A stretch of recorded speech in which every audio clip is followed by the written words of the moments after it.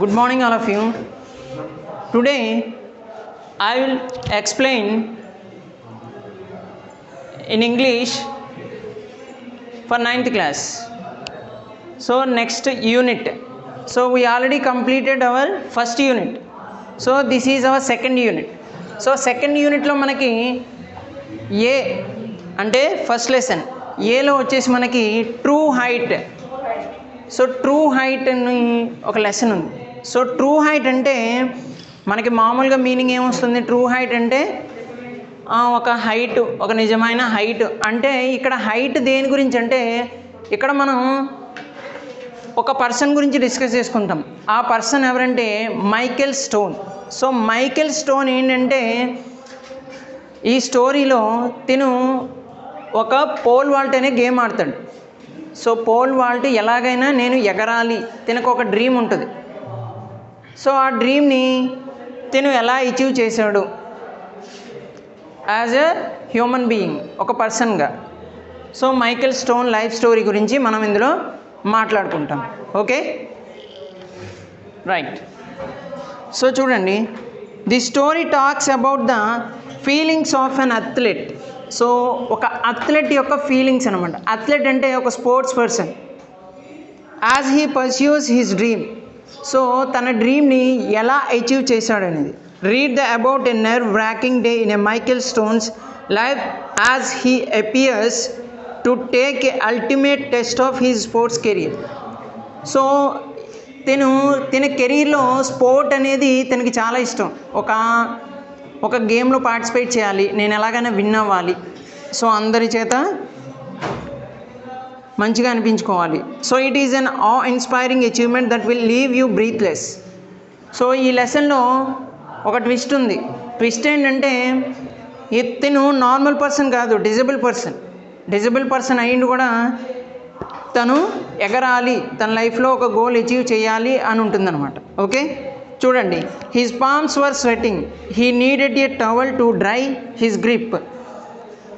So palms అంటే తన అరచేతులు చెమట పట్టేసినాయి బాగా. So he needed a towel to dry his grip. So ఒక టవల్ తీసుకుని వాటిని తుడుచుకున్నాడు. ఎందుకు? గ్రిప్ కోసం. A glass of ice water quenched his thirst but hardly cooled his intensity. So బాగా చెమట పట్టేసింది. ఏమంటే ఒక గ్లాస్ ఐస్ వాటర్ తాగినా కూడా తనకేంటంటే తను ఎలాగైనా ఇప్పుడు ఒక ఈవెంట్లో పార్టిసిపేట్ చేస్తున్నాడు, ఒక కాంపిటీషన్, ఒక పోటీలో పార్టిసిపేట్ చేస్తున్నాడు. అప్పుడు జరిగిన సిచ్యువేషన్ ఇది. సో అప్పుడు వాటర్ తాగాడు, అయినా కూడా తను ఎలాగైనా నగ్గాలి అని ఇంటెన్సిటీతో తనకి ఆ ఫీల్డ్లో ఉన్నాడు. The astroturf he sat on was hot as the competition he faced today at the National Junior Olympics. So ఎక్కడ పార్టిసిపేట్ చేస్తున్నాడు? నేషనల్ జూనియర్ ఒలింపిక్స్ కాంపిటీషన్లో పార్టిసిపేట్ చేస్తున్నాడు. Okay, the pole was set at 17 feet, that was the 3 inch higher than his personal best. So ఇంతకుముందే ఒక best ఉంది Michael స్టోన్స్కి, ఒక best ఉంది. దానికన్నా ఒక 3 inches ఇప్పుడు మామూలుగా అయితే 17 feet జంప్ చేశాడు. పోల్ వాల్ట్ అంటే ఎలా ఉంటుందంటే మీకు పోల్స్ ఉండి రెండు పోల్స్ ఉండి మధ్యలో ఒక పోల్ ఉండి ఆ పోల్ని జంప్ చేయాలి. ఒక హైట్లో పెడతారు, ఒక హైట్లో పెట్టి ఆ పోల్ మించి జంప్ చేయాలి. అంటే ఒక పోల్ పట్టుకుని వీళ్ళు దాని మీద జంప్ చేస్తారు, పోల్కి టచ్ అవ్వకుండా.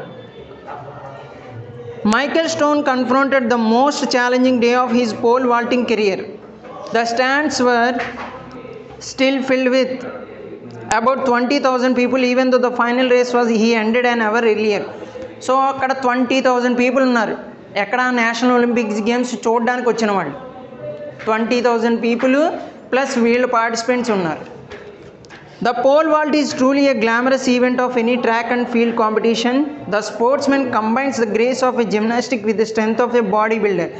సో పోల్ వాల్ట్ అనేది ఒక పర్ఫెక్ట్గా పోల్ పట్టుకుని జంప్ చేయాలి. పోల్ పట్టుకుని జంప్ చేయాలంటే బాడీ కూడా దానికి తగ్గట్టుగానే ఉండాలి. సో ఒక జిమ్నాస్టిక్స్ మాత్రమే చేయగలరు. Pole vaulting also has the element of flying, and the thought of flying as high as a two-storied building is a mere fantasy to anyone watching such an event. So ఆ height ఎంత ఉంటుందంట, 2 అంతస్తుల building అంత height పెట్టారు. Okay, 2 అంతస్తుల building అంత height ఉంది ఆ పోల్, దాని మించి జంప్ చేయాలి ఆ పోల్కి తగలకుండా. Today it is not only Michael stones reality and dream, it is the quest.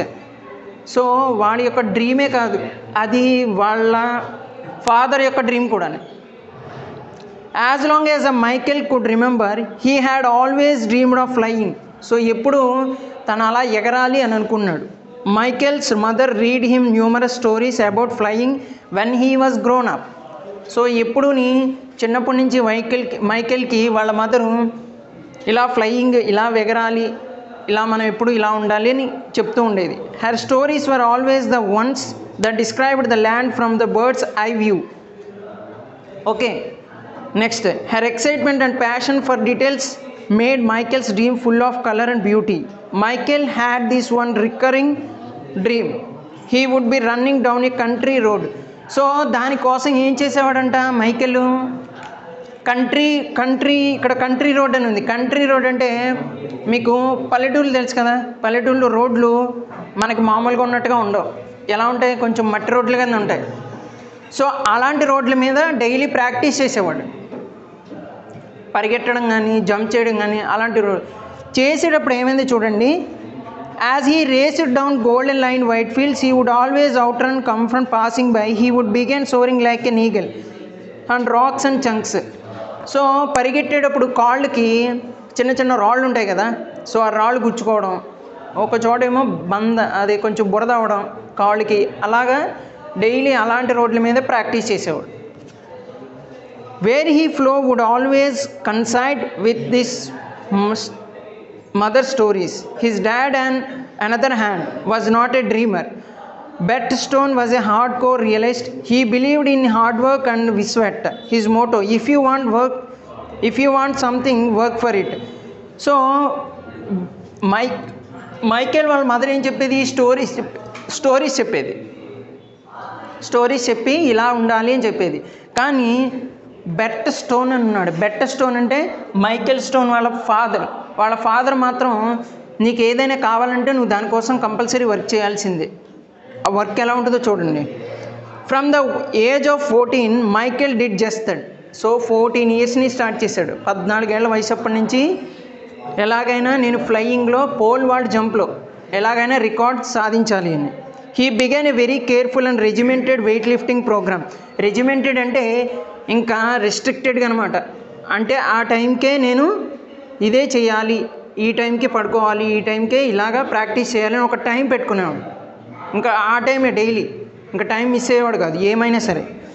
He worked out for every other day with weights with some kind of running work on the alternate days. The programme was carefully monitored by Michael's coach, trainer and father. Michael's dedication, determination and discipline was a coach's dream.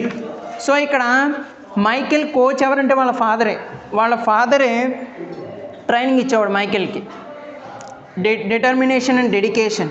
Besides being an honest student, Michael Stone continued to help his parents with their farm chores. So ఇలాగా తన goal reach అవ్వడానికి తను practice చేస్తూనే వాళ్ళ మదర్కి వాళ్ళ father కూడా help చేసేవాడు. ఫామ్ కోర్స్ అంటే వాళ్ళ పనుల్లో వాళ్ళు ఏదైతే వర్క్ చేసుకోవాలో. Michael's persistence in striving for perfection was not only his obsession but his passion. So ఎప్పుడుని మనం వాళ్ళు చెప్పిన మాటలు వీళ్ళు చెప్పిన మాటలు విని మనం ఒక పని చేస్తున్నాం అనుకోండి, ఆ పని మీద ఏంటంటే ఒరే ఇది ఇలాగరా అనుకుంటూ ఉంటాం.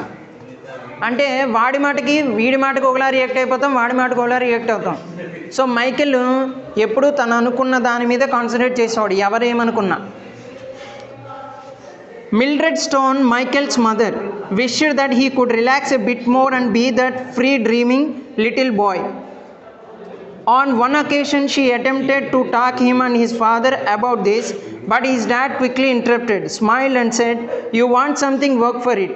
వాళ్ళ మదర్ మాత్రం కొంచెం కష్టపడుతున్నావు కదా, కొంచెం రిలాక్స్ తీసుకోరా అనేవాడు. వాళ్ళ ఫాదర్ అనేవాడు రిలాక్స్ తీసుకుంటే కుదరదు, నువ్వు అనుకున్న గోల్ రీచ్ అవ్వాలంటే డెఫినెట్గా you will work on it, నువ్వు డెఫినెట్గా దాని మీద వర్క్ చేయాలి. All of Michael's walls today seemed to be the reward for his hard work. And if Michael Stone was surprised, thrilled, and arrogant about clearing the bar at 17 feet, you couldn't tell as soon as he landed on the inflated landing mat with the crowd on his feet. Michael immediately began preparing for his next attempt at flight. He seemed obviously of the fact that he had just surpassed his personal best by 3 inches, and he was one of the final 2 competitors in pole vaulting event at the National Junior Olympics. So ready అవుతున్నాడు. First ఈ జరిగిన conversation అంతా ఎప్పుడంటే స్టేడియంలో ఉన్నప్పుడు అనుకుంటున్నాడు, ఇలా ఉండేది కదా, మా మదర్ ఇలా అనుకుంది, మా ఫాదర్ ఇలా అనేవాడు. సో రెడీ అవుతున్నాడు పార్టిసిపెంట్స్తో పార్టిసిపేట్ చేయడానికి కాంపిటీషన్లో. Michael clear the bar at 17 feet and 2 inches and 17 feet 4 inches. So 17 feet 2 inches reach అయిపోయాడు గోలు, 17 feet 4 inches రీచ్ అయిపోయాడు. Again he showed no emotion. So అంత రీచ్ అయినా కూడా నేనే ఇప్పుడే హైగా ఉన్నానని ఫీల్ అవ్వలేదు. Constant preparation and determination were his vision. As he lay on his back and heard the crowd groan, he knew the other vaulter had missed his final jump. So అప్పుడు ఏమైందంట, first 2 rounds complete అయిపోయినాయి. ఫైనల్గా ముగ్గురే ఉన్నారు, ముగ్గురికి final round జరగాలి.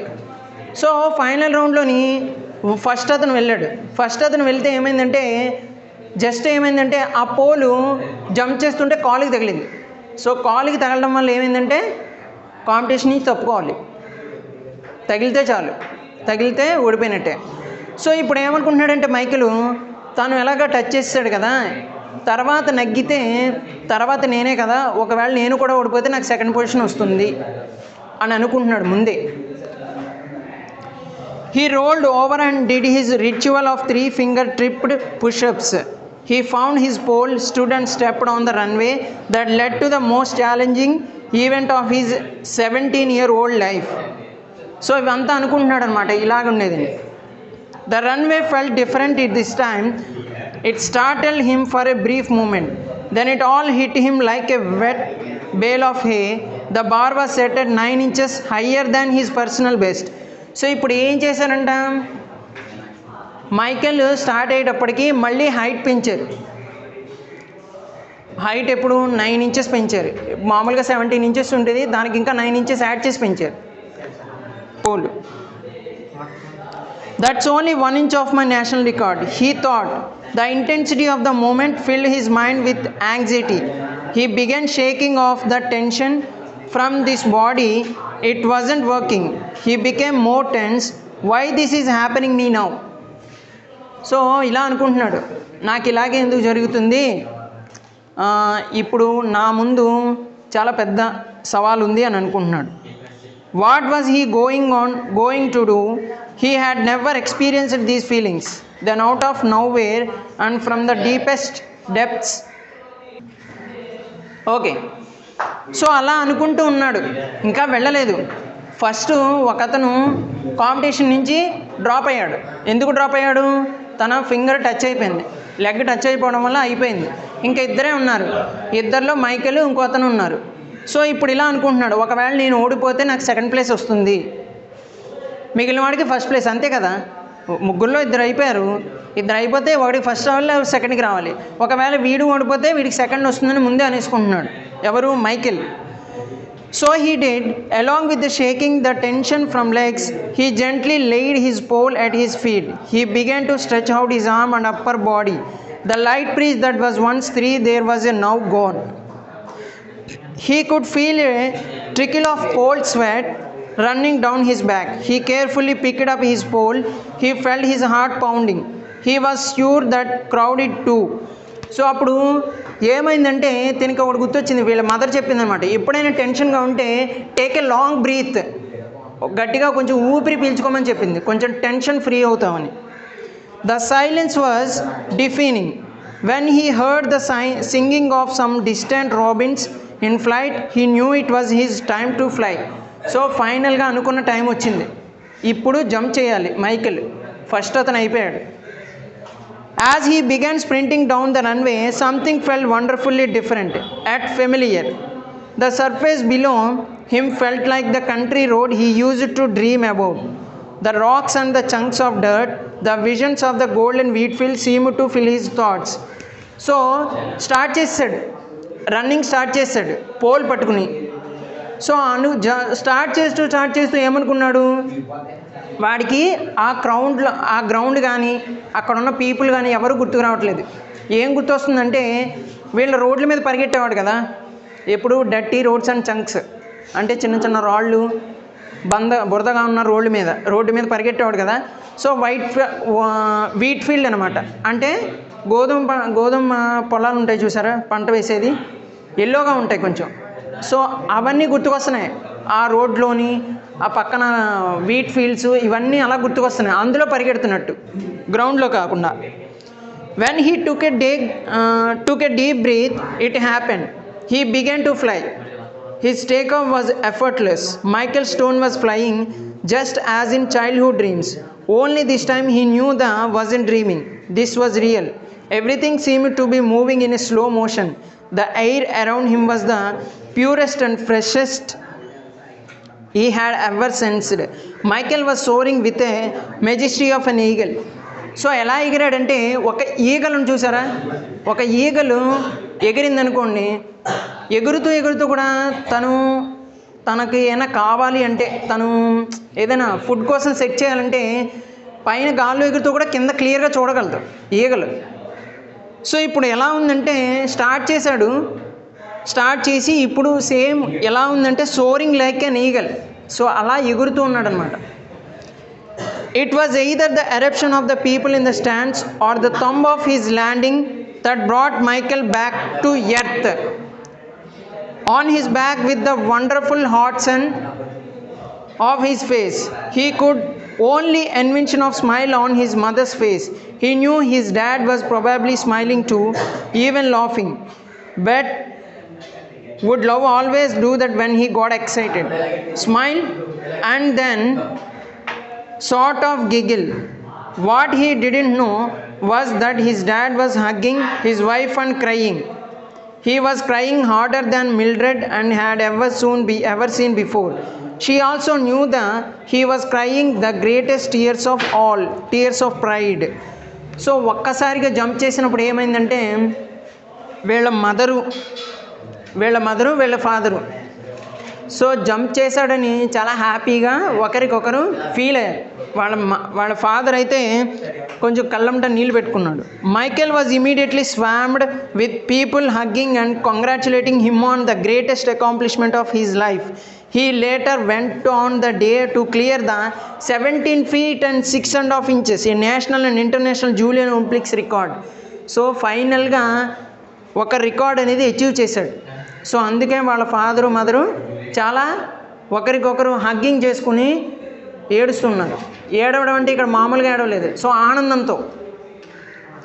With all the media attention and heartfelt congratulations, Michael's life would never be the same. It wasn't just because he won the National Junior Olympics and set a new world record. And it wasn't because he had just increased his personal best by 9.5 inches. So ఇప్పటివరకు 17 ఇంచెసే ఎప్పుడు ఉండేది, దానికన్నా 9.5 inches ఇప్పుడు ఇంకా reach అయ్యాడు goal. It was simply because Michael stone was a blind. So Michael stone అనేవాడు blind person. మీకు అర్థమైందా? సో మామూలు పర్సన్ కాదు జంప్ చేసింది, బ్లైండ్ పర్సన్ పోల్ వాల్ట్ అనే గేమ్లో పార్టిసిపేట్ చేసి విన్ అయ్యాడా? సో తను అనుకున్న రికార్డ్ అనేది రీచ్ అయ్యాడు. Okay, this is your lesson.